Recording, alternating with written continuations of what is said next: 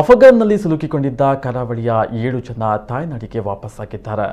ಇನ್ನು ಯಾರಾದರೂ ಸಿಲುಕಿಕೊಂಡಿದ್ರೆ ನಮಗೆ ಮಾಹಿತಿ ನೀಡಿದರೆ ಅವರನ್ನು ಕರೆತರುವ ಪ್ರಯತ್ನವನ್ನು ನಡೆಸಲಾಗುವುದು ಎಂದು ಮಂಗಳೂರು ನಗರ ಪೊಲೀಸ್ ಆಯುಕ್ತ ಎನ್ ಶಶಿಕುಮಾರ್ ತಿಳಿಸಿದ್ದಾರೆ. ಮಂಗಳೂರಿನಲ್ಲಿ ಅಫ್ಘಾನ್ನಿಂದ ಆಗಮಿಸಿದ ಕನ್ನಡಿಗರ ಜೊತೆ ಸಭೆಯನ್ನು ನಡೆಸಿ ನಗರ ಪೊಲೀಸ್ ಆಯುಕ್ತರು ಮಾತನಾಡಿದರು.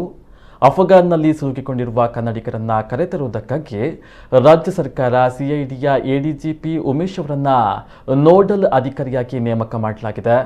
ಇದೀಗ ದಿನೇಶ್ ರೈ, ಡಿಮ್ಸಿ ಮುಂತೇರು, ಜಗದೀಶ್ ಪೂಜಾರಿ, ಶ್ರವಣ್ ಅಂಚನ್, ಡೆಸ್ಮೆಂಟ್ ಡಿಸೋಜಾ, ಪ್ರಸಾದ್ ಆನಂದ, ಮೆಲ್ವಿನ್ ಮುಂತೇರು ಅವರು ತಾಯ್ನಾಡಿಗೆ ಸುರಕ್ಷಿತವಾಗಿ ಮರಳಿದ್ದಾರೆ. ಇನ್ನು ಇದೇ ವೇಳೆ ಅಫ್ಘಾನ್ನಲ್ಲಿ ಸಿಲುಕಿಕೊಂಡು ಬಳಿಕ ಸುರಕ್ಷಿತವಾಗಿ ತಾಯ್ನಾಡಿಗೆ ಮರಳಿದ 7 ಮಂದಿ ಕನ್ನಡಿಗರು ಕಮಿಷನರ್ ಜೊತೆ ತಮ್ಮ ಅನುಭವವನ್ನು ಹಂಚಿಕೊಂಡರು.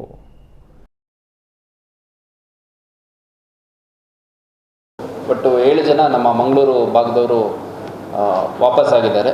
ಇವರೆಲ್ಲ ಅಮಿತ್ ಕರ್ಜಾಯ್ ಇಂಟರ್ನ್ಯಾಷನಲ್ ಏರ್ಪೋರ್ಟ್, ಅದು ಒಂದು ನ್ಯಾಟೋ ಬೇಸ್ ಇದೆ, ನಾರ್ತ್ ಅಟ್ಲಾಂಟಿಕ್ ಟ್ರೀಟಿ ಆರ್ಗನೈಸೇಷನ್ ಅಂತ, ಆ ಒಂದು ಮಿಲಿಟರಿ ಬೇಸಲ್ಲಿ ವರ್ಕ್ ಮಾಡ್ತಾ ಇದ್ದಂಥವರು.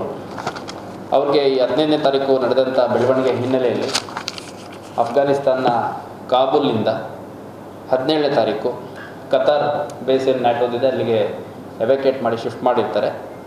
ನಂತರ ಅಲ್ಲಿಂದ ಅವ್ರಿಗೆ 3 ದಿನಗಳ ಕಾಲ ಅಲ್ಲಿ ಇಟ್ಕೊಂಡಿರ್ತಾರೆ. ನಂತರ ದೆಹಲಿಗೆ ಕಳಿಸ್ತಾರೆ. ದೆಹಲಿಯಿಂದ ಮುಂಬೈ ಮತ್ತು ಮುಂಬೈಯಿಂದ ಮಂಗಳೂರಿಗೆ 23ನೇ ತಾರೀಕು ಮತ್ತು 24ನೇ ತಾರೀಕು 2 ದಿನಗಳಲ್ಲಿ 7 ಜನ ಬಂದು ವಾಪಸ್ಸಾಗಿದ್ದಾರೆ.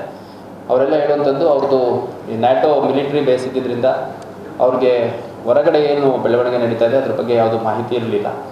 ಮತ್ತು ಅಲ್ಲಿದ್ದಂಥವ್ರಿಗೆ ಈ ಥರ ಬೆಳವಣಿಗೆ ಆಗ್ತಾಯಿದೆ ಅಂತಂದು ಹೇಳಿದ ತಕ್ಷಣ ಯಾರು ಅವರ ಒಂದು ಕ್ಯಾಂಪ್ನ ಇನ್ಚಾರ್ಜ್ಗಳಿದ್ದರು ಅವ್ರಿಗೆ ನಿಮಗೆಲ್ಲ ಸುರಕ್ಷಿತವಾಗಿ ಲಿಫ್ಟ್ ಮಾಡಲಾಗುತ್ತೆ ಅಂತಂದು ಭರವಸೆಯನ್ನು ಕೊಟ್ಟಿದ್ದರು. ಆ ಪ್ರಕಾರ ವಿತಿನ್ 2 ಡೇಸ್ ನಮಗೆ ಲಿಫ್ಟ್ ಮಾಡಿ ಕತಾರಿಗೆ ಕಳಿಸಿ ಅಲ್ಲಿಂದ ಡೆಲ್ಲಿ, ಮುಂಬೈಯಿಂದ ಮಂಗಳೂರಿಗೆ ಕಳಿಸ್ಕೊಟ್ಟಿದ್ದಾರೆ ಅನ್ನೋಂಥದ್ದು ಹೇಳಿದ್ದಾರೆ. ಮತ್ತು ಈ ಒಂದು ಪ್ರೋಸೆಸ್ಸಲ್ಲಿ ಕೇಂದ್ರ ಸರ್ಕಾರ ಮತ್ತು ಯಾವ್ಯಾವ ಸಂಸ್ಥೆಗಳು ಕನ್ಸರ್ನ್ಡ್ ಮಿನಿಸ್ಟ್ರೀಸು ವರ್ಕ್ ಮಾಡಿದರೆ ಅವರಿಗೆ ಧನ್ಯವಾದಗಳನ್ನು ಅರ್ಪಿಸಲಿಕ್ಕೆ ಇಷ್ಟಪಡ್ತಾರೆ. ಇನ್ಯಾರಾದರೂ ಅಕಸ್ಮಾತ್ ಎಲ್ಲಾದರೂ ಸ್ಟ್ರಕ್ಅಪ್ ಆಗಿದ್ದರೆ ಅಫ್ಘಾನಿಸ್ತಾನ್ ರಾಷ್ಟ್ರದಲ್ಲಿ ಅದ್ರ ಬಗ್ಗೆ ನಮಗೆ ಮಾಹಿತಿ ಕೊಟ್ಟರೆ ಶ್ರೀ ಉಮೇಶ್ ಕುಮಾರ್ ಎಡಿಜಿಪಿ ಸಿಐಡಿ ಅವ್ರನ್ನ ಸ್ಟೇಟ್ ಗೌರ್ಮೆಂಟು ನೋಡಲ್ ಆಫೀಸರ್ ಆಗಿ ಮಾಡಿದೆ. ಅವ್ರಿಗೆ ಮಾಹಿತಿಯನ್ನು ಕೊಟ್ಟು ಸೂಕ್ತ ಕ್ರಮ ಕೈಗೊಳ್ಳಲಿಕ್ಕೆ ನಮ್ಮ ಇಲಾಖೆಯಿಂದ ಕೂಡ ಶ್ರಮ ವಹಿಸಲಾಗಿದೆ. ನಾನು ಅಫ್ಘಾನಿಸ್ತಾನಲ್ಲಿ ಆಲ್ಮೋಸ್ಟ್ 9 ಇಯರ್ಸ್ ಕೆಲಸ ಮಾಡಿದ್ದೇನೆ. ಇವಾಗ ಅಂದರೆ ರೀಸೆಂಟಾಗಿ ಆಗಸ್ಟ್ 15ಗೆ ಅಲ್ಲಿ ತಾಲಿಬಾನ್ ಕಂಪ್ಲೀಟಾಗಿ ಟೇಕ್ ಓವರ್ ಮಾಡಿದರು, ಈವನ್ ಕಬೂಲಲ್ಲಿ. ಆದರೆ ನಮಗೆ ಏನು ತೊಂದರೆ ಆಗಿಲ್ಲ, ಯಾಕೆಂದರೆ ನಾವು ಮಿಲ್ಟ್ರಿ ಬೇಸಲ್ಲಿ ಕೆಲಸ ಮಾಡ್ತಿದ್ದೇವೆ, ನಾವು ನ್ಯಾಟೋ ಬೇಸಲ್ಲಿ ಕೆಲಸ ಮಾಡ್ತಿದ್ದೇವೆ. ಹಾಗಾಗಿ ನಮಗೆ ಏನು ತೊಂದರೆ ಆಗಿಲ್ಲ. ಟೇಕ್ ಓವರ್ ಮಾಡಿದ ತಕ್ಷಣ ನಮ್ಮ ಕಂಪ್ನಿಯವರು ಪ್ಲಸ್ ನಮ್ಮದು ಮಿಲ್ಟ್ರಿ ಅವರು ನಮಗೆ ಹೇಳಿದರು, ಅಂದರೆ ನಿಮ್ಗೆ ಕಂಪ್ಲೀಟಾಗಿ ಅಶ್ಯೂರೆನ್ಸ್ ಕೊಟ್ಟರು, ನಿಮ್ಮನ್ನು ನಾವು ಏರ್ಲಿಫ್ಟ್ ಮಾಡಿ ಸೇಫಾಗಿ ನಿಮ್ಮ ಫೈನಲ್ ಡೆಸ್ಟಿನೇಷನ್ವರೆಗೆ ನಾವು ತಲುಪಿಸ್ತೇವೆ ಅಂತ. ಹಾಗಾಗಿ ನಮಗೆ 17 ಟ್ಯೂಸ್ಡೇ ಕಾಬೂಲಿಂದ ಏರ್ಲಿಫ್ಟ್ ಮಾಡಿ ನಮ್ಮನ್ನು ಕತಾರ್ ತಗೊಂಡ್ಬಂದರು. ಕತಾರಲ್ಲಿ ನಾವು US ಬೇಸಲ್ಲಿ ಇದ್ವಿ 3 ದಿನ. ಅಲ್ಲಿಂದ ಆಮೇಲೆ ನಮಗೆ ಟಿಕೆಟ್ ಮಾಡಿಕೊಂಡು ಇದು ಡೆಲ್ಲಿಗೆ ಕಳಿಸಿದ್ರು. ಡೆಲ್ಲಿಯಿಂದ ಬಾಂಬೆಯಿಂದ ಮ್ಯಾಂಗ್ಳೂರು ಬಂದು 23ಗೆ ನಾವು ರೀಚ್ ಆಗಿದ್ವಿ.